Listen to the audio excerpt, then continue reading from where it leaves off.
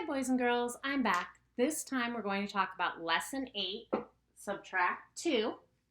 It's used with pages GR 17 and GR 18, and our objective is to use pictures to subtract 2 and find the difference. I'm going to start with an example on our whiteboard.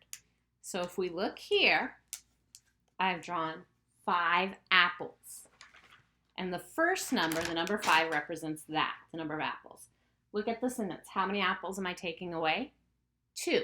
So I'm going to circle and cross off 2.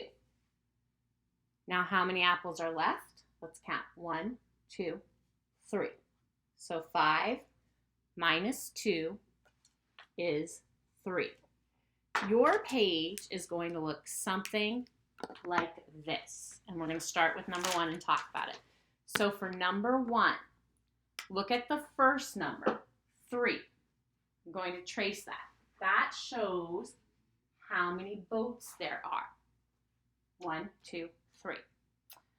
Today we're taking away 2. So I'm going to circle 2 boats and cross them off.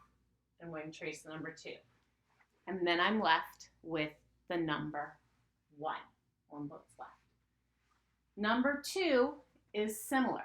I'm going to count how many boats there are. 1, 2, 3, 4, 5, 6, 7. So I have 7 boats in all. That's my first number, and I need to write it down on the first line. Then we're subtracting 2. So I'm going to write 2 here.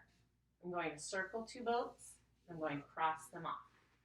And I am left with the number 1, 2, 3, 4, 5 boats. Here's another example, and I switched to circles because they're easier to draw. I'm going to count all my circles. 1, 2, 3, 4, 5, 6, 7, and write it. Actually, let me make that 8 since I have 7 up above. I'm going to write 8 here. I'm going to circle and cross off 2 and write 2, and I'm left with 6.